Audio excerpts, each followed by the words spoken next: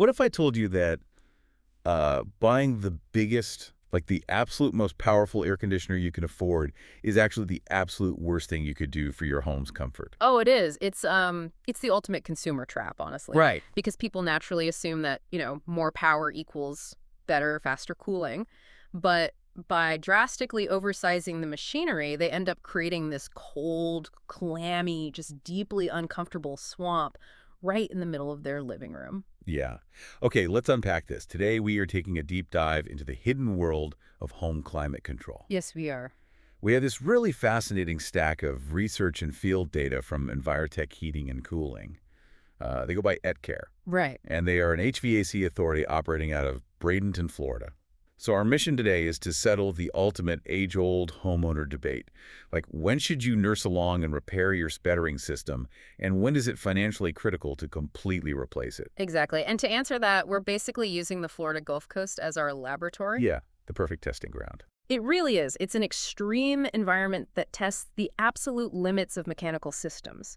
So whether you are, prepping to buy a new system or you just want to start bleeding money on your monthly electric bill, the insights from this intense climate offer a masterclass in home efficiency for you, no matter where you live. Right, because if it can survive the ultimate stress test there, you can thrive anywhere. Absolutely. So let's start with the environment itself, because the things that destroy these machines are a lot more complex than just, wow, it's really hot outside today. Oh, yeah. Heat is actually, it's the easiest variable for these systems to handle. Really, just the heat. Yeah, heat is simple. The real villains are salt and moisture. When you look at coastal areas like Bradenton, the Gulf of Mexico is pumping this continuous invisible stream of salt air right over these outdoor units. See, I know salt is bad for metal generally, but why does it destroy an AC unit so incredibly fast? Like, what's actually happening?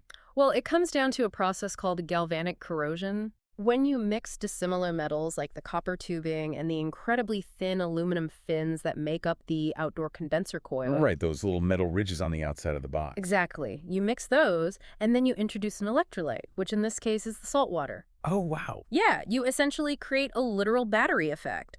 A low voltage current flows between the metals, and the aluminum physically eats itself away at a molecular level. That is wild. It literally disintegrates much faster than it would in a dry, landlocked state. So it's basically self-destructing just by sitting there in the salty air. Pretty much. It's like running a marathon while breathing through a wet, salty sponge. So, okay, what does this all mean for a normal system?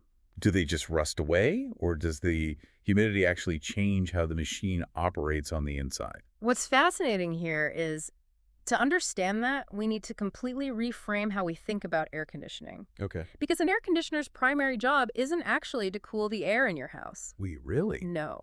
Its primary job is to dehumidify it. Walk me through that, because I always thought it was just like an ice box blowing a fan. Right, most people do. But think of a glass of ice water sitting out on a patio on a sweltering summer day. Within seconds, water beads up all over the outside of the glass, right? That condensation. Exactly, condensation. The warm, humid air hits the freezing surface of the glass, and the moisture in the air is forced to condense into liquid water and just drip away. So the evaporator coil, the part of the AC inside my house, is basically a giant freezing glass of water. Precisely. So as your indoor blower fan pushes the warm, humid air from your living room over that freezing evaporator coil, the water literally drops out of the air. Wow. And then that drier air is pushed back into your house.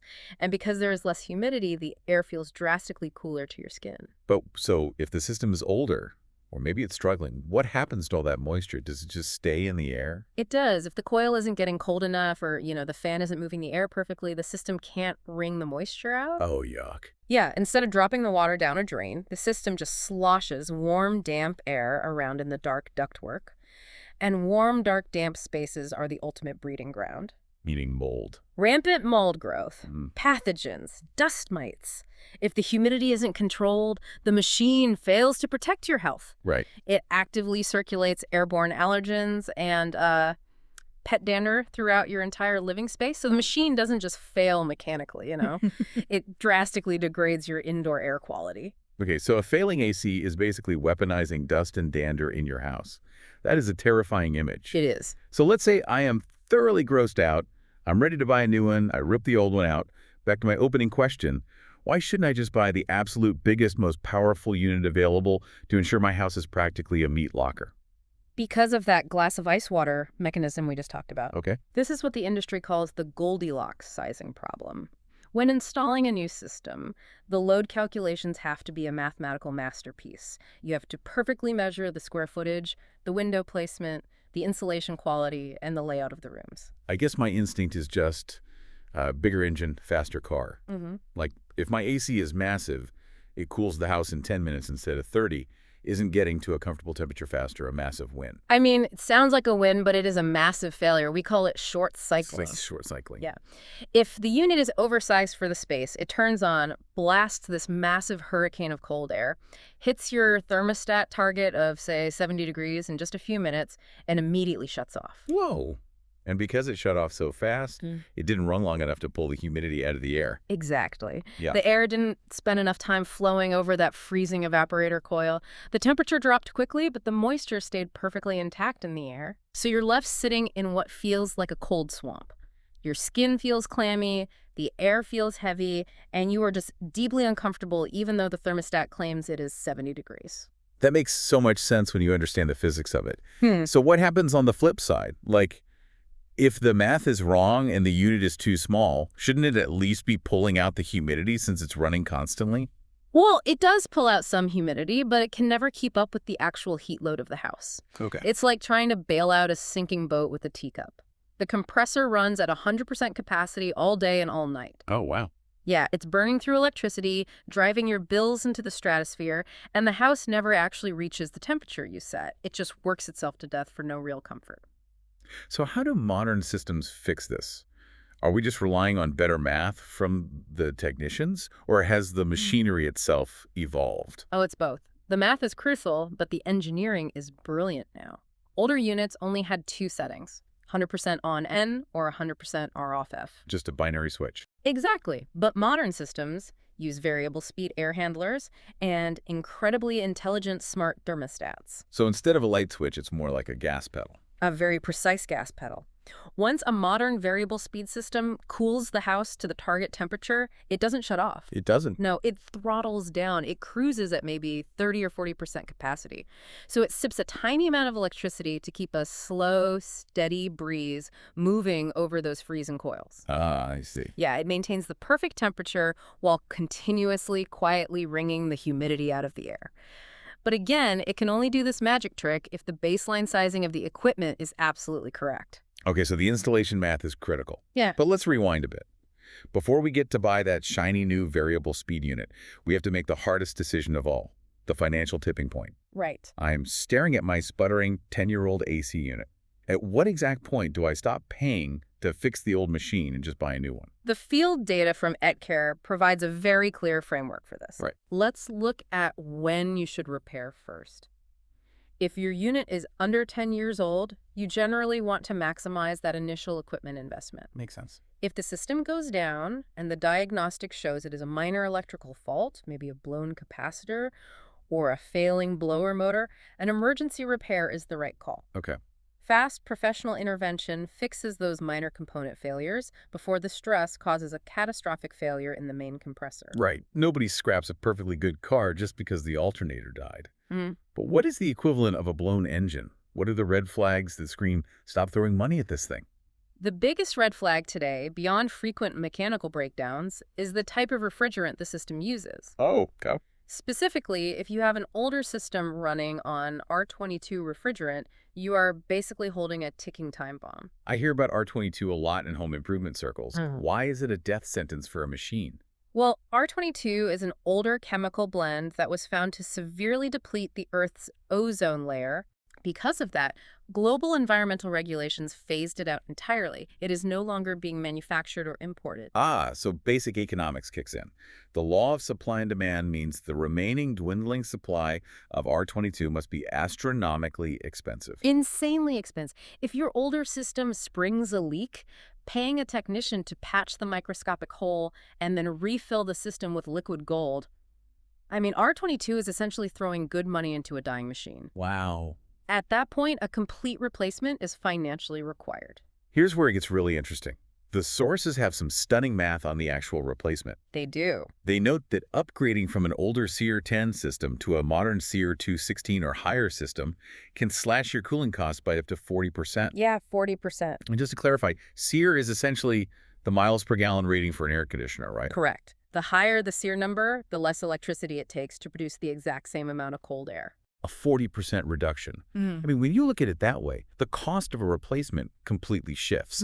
It isn't just a massive, painful expense. You are literally recapturing wasted utility money every single month. It basically pays you back. Exactly. You are shifting your money from the utility company's pocket back into the equity of your home. That's a great way to put it. And this is even more critical in commercial settings.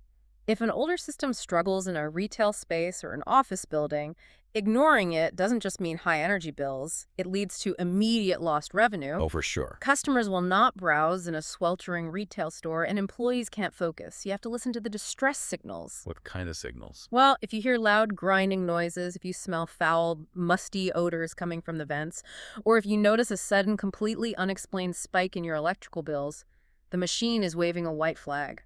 Okay, so I heed the warning signs. I do the math. I drop the cash on a beautifully sized, high-efficiency Sear 218 system. It's humming along smoothly, sipping electricity. I'm a genius. But there's a brutal truth hidden in this research. I could buy the most efficient, expensive box in the world and still waste all my money. Why? Because of the delivery mechanism, the ductwork. People are so obsessed with the shiny new metal box sitting in their yard, they completely ignore the vast network of tubes hidden in their attic and behind their drywall. It feels like having the strongest heart in the world, but your arteries are completely shot. The blood never makes it to your fingertips. That is a perfect analogy. Ducts are the veins and arteries of your house. Yeah. The reality is that leaky, unsealed, or poorly insulated ducts waste a massive percentage of perfectly conditioned air. So you're losing it before it even gets to the room. Exactly. The new machine does its job, chills the air, removes the humidity, pushes it into the duct, and then that perfect air leaks out through a cracked seam. You end up paying a premium to air condition your attic. Paying to cool the insulation while the living room stays hot? That is painful. It really is. And beyond the energy loss, the sources note that older ductwork is often lined with years of accumulated dust and microbial growth, requiring incredibly invasive cleaning. Which nobody wants to deal with. Right. But there is a fascinating alternative taking over the market that bypasses this headache entirely. The ductless rebellion. Oh, yes. Ductless mini-splits. We are seeing these everywhere now. Mitsubishi systems, for example, are highly prominent in this space. They are those sleek, modern, rectangular units mounted high up on the wall inside a room, right? That's them. How do they fundamentally change the game? By completely eliminating the middleman. There is no ductwork. None at all. None.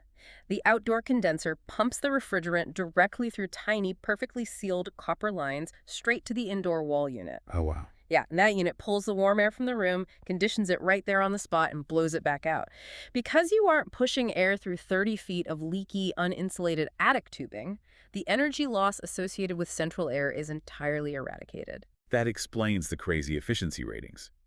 The research mentions these ductless systems can hit Sear 2 ratings of 30+. It's incredible. That is almost double the efficiency of a great central system. They are incredibly efficient. And they offer something else that is highly desirable, true, distinct room zoning. Right.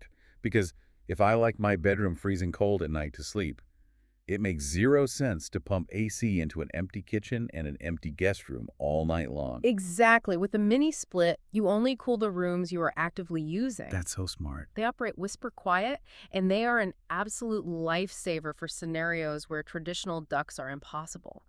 Think historic homes where you can't tear open plaster walls or, converting a hot, muggy garage into a home gym or workspace. But you still have to install them strategically, right? I assume I can't just stick the outdoor box anywhere in the yard and call it a day. Correct. The placement strategy is key. To optimize a mini-split's performance, the indoor air handlers should be mounted high on exterior walls, away from direct sunlight baking through a window. Okay, that makes sense. And the outdoor condensers must be elevated off the ground and kept completely clear of dense vegetation. They need to breathe so they can properly disperse the heat they just pulled out of your house. Okay, so whether we are nursing along a 10-year-old traditional system or we just installed a cutting-edge SEER 230 ductless mini split, there is one final critical piece to this puzzle. The true unsung hero of homeownership. Oh, yes. Preventative maintenance. It is entirely non-negotiable, especially in a demanding climate. Proper maintenance isn't just a dealership upsell, it prevents the compressor from physically destroying itself, trying to overcome mechanical friction and restricted airflow. See, I think most people, myself included, until I read this deep dive, assume maintenance just means a guy comes out, swaps a cheap pleated filter, charges you $100, and leaves. A lot of people think that. But the Etecair field protocols outline a rigorous, highly technical inspection. It is deeply technical. A real preventative maintenance visit involves testing the copper refrigerant lines for microscopic leaks. It involves chemically cleaning the outdoor condenser coils. Chemically cleaning them? Yeah, because if those tiny aluminum fins are caked in dirt, pollen, and grass clippings, they act like a sweater. They trap the heat inside the machine instead of releasing it into the outside air. Oh, man, so the machine just bakes itself to death. Precisely.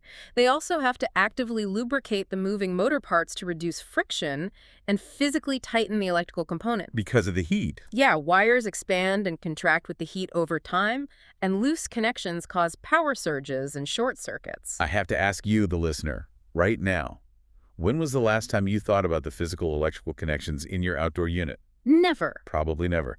And I bet you definitely haven't thought about the condensate drain line until water is actively pouring through your drywall. Ah, the condensate drain line, the silent destroyer of homes. It really is. We talked earlier about the evaporator coil acting like a freezing glass of water, pulling humidity out of the indoor air. Well, that liquid water has to go somewhere. Right. It flows down a PVC pipe called the condensate drain to the outside of your house. And since it's constantly wet, dark, and located in a warm attic or closet, it is a prime target for organic growth. Exactly. Algae, dirt, and slime build up and clog that narrow pipe. Gross. Very. The water backs up into the internal drip pan, overflows, and suddenly you have a catastrophic problem. And it's not just a little puddle. We're talking about flooded drywall ceilings, ruined hardwood floors, and instant mold proliferation inside the walls. All because of a little algae. All because a cheap plastic pipe got clogged. If we connect this to the bigger picture, this is why routine biannual maintenance, especially scheduling it in the spring right before the intense summer heat hits, isn't just about avoiding a midsummer breakdown. It is a critical financial strategy. It actively extends the functional lifespan of what is arguably one of the most massive property investments you will make. It keeps your warranty intact, it locks down your monthly energy bills, and it prevents catastrophic, highly expensive water damage. It really is incredible how interconnected all these mechanisms are. Yeah. I mean, we started out looking at the blistering, salty, humid coast of Bradenton, Florida. Yeah, we did. We unpacked the physics of why a massive oversized unit doesn't cool faster, but actually creates a cold, clammy swamp. We did the math on how upgrading an obsolete R22 system can recapture up to 40% of your monthly energy bill. Huge savings. We explored how the ductless mini-split revolution is cutting leaky, inefficient attic ductwork out of the equation entirely. And we learned that a tiny, algae-clogged drain line can absolutely ruin your house and your bank account. It's a lot to consider. And the most important takeaway is that the laws of thermodynamics don't care about your zip code. Exactly. These lessons aren't confined to the Gulf Coast. Any HVAC system anywhere in the world is going to bleed money and struggle to control humidity if it isn't perfectly sized, meticulously maintained, and hooked up to a flawless delivery system. Right. The rules are exactly the same in the desert, up in the mountains, or out in the suburbs. They are. We spent a lot of time today talking about how brilliant modern cooling technology has become. We have smart thermostats that learn your daily schedule and variable speed motors that act like a gentle gas pedal to perfectly balance humidity and temperature. It's amazing stuff. It is. But considering how much invisible energy is still lost through poorly insulated leaking ducts or microscopic refrigerant leaks that go completely unnoticed for years, it raises a crucial question for you to think about. I love a good lingering question. Lay it on us. Is your home actually working for you, or are you just paying a massive monthly premium to constantly cool the empty, dark space inside your walls and attic?